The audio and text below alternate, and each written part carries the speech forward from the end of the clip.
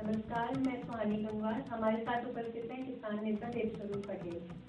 तो सरकार संपत्ति विवाद में काफी गंभीर है, लेकिन आए दिन ये जो भी है बढ़ता जा रहा है। आप देखेंगे कि निपट नहीं पा रहा है। इसका कारण क्या है, आप बता सकते हैं? देखिए, बहुत ही सार्वजनिक समस्या है ये, और ये एक गांव एक मोहल्ले की नहीं, ये समस्या राष्ट्रीय स्तर की और आज की नहीं, ना इन सरकारों की ना पुरानी, ये बरसों बरस की है। लेकिन आज जो हो रहा है, जहां पीड़ित के माध्यम से सूचना आती है, कहीं आप लोगों के चैनल के माध्यम से, मीडिया लोगों के माध्यम से सूचना आती है कि आज उस जगह पर, उस मोहल्ले के उस घर पर अवैध कब्जा कर लिया गया, उस गांव के उस जमीन पर कृषि भूमि पर कब्जा कर लिया गया। तो अवैध कब्जा है तभी कहा जा रहा है। हो सकता तमाम जगह कहा जा रहा हो, कहीं एक दूसरे अवैध कब्जा ना हो, और उसमें आता है कि पुलिस और तहसील के लोग भी वहां पर थे। इस पर बहुत ही एक संक्षिप्त और बिल्कुल निष्पक्ष एक सार्वजनिक तौर पर बताना चाहूंगा कि जो बात हमारे अधिवक्ता बंधुओं को अपने बार काउंसिल के माध्यम से सार्वजनिक करनी चाहिए, करते भी हैं, लेकिन शायद लोग उस पर अमल नहीं करते होंगे। तो मैं आपके चैनल के माध्यम से लोगों कहेंगे इसको सुने और समझें, और अगर कहीं पर ये गलत हो तो उसको और कायदे समझ बताएं, अन्यथा इसको आप संज्ञान लेकर आगे बढ़ेंगे तो निश्चित तौर पर आपको न्याय मिलेगा। और वो ये है समाधान कि इस पर स्पष्ट रूलिंग है, नियमावली है। मुख्यमंत्री महोदय भी रोज कहते हैं कि कोई संपत्ति मामलों में पुलिस थाना नहीं जाएगी। मतलब तहसील वालों से पहले और तहसील में अधिकारियों से पहले लेखपाल साहब खड़े होते हैं नाप माने, थाने में अधिकारियों से पहले दीवान भी खड़े होते हैं।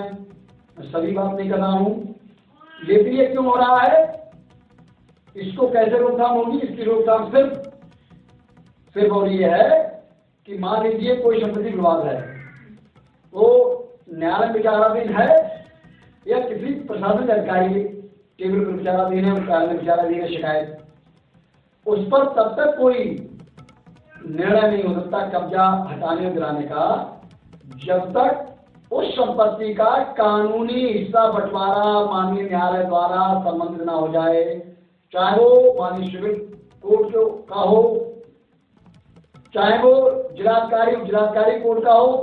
कानूनी हिस्सा बंटवारा अब खाली समझ नहीं होता कि हमने आप जाके मेड़ लगा दी, मीटरदार कर लिया बंटवारा, आपसी बंटवारा हो गया।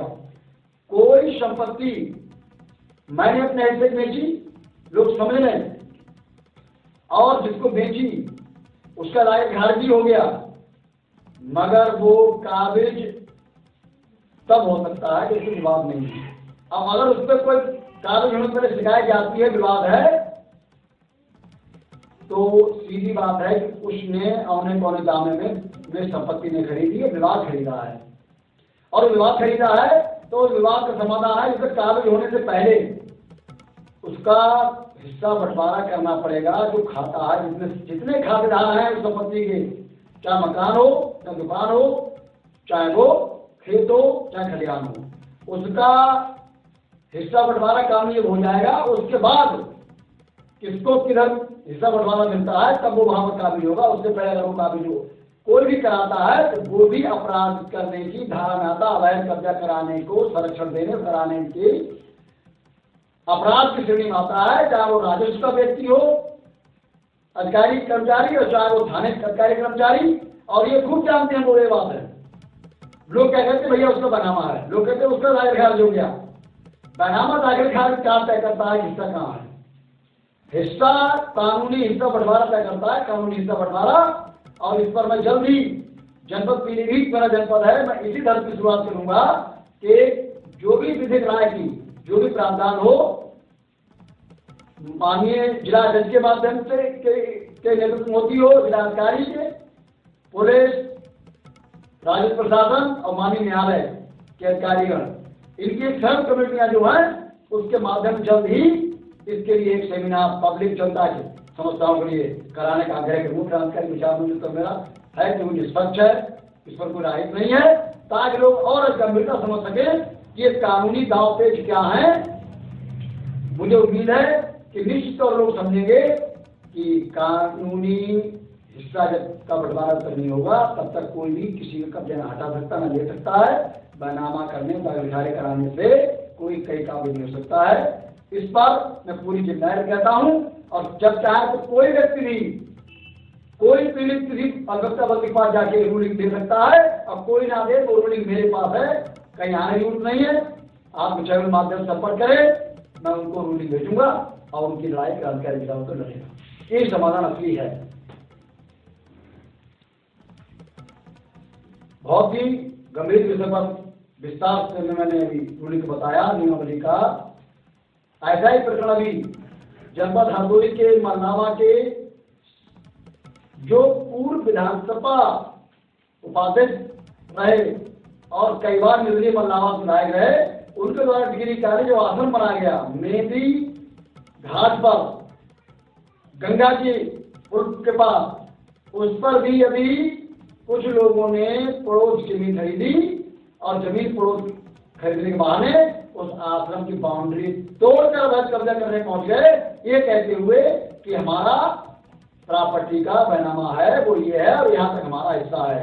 हमने अभी वहां मौके पर जाकर उस पर कार्रवाई को शुरुआत की और उस पर निश्चित तौर से न्याय होगा, मुझे पूर्ण विश्वास है।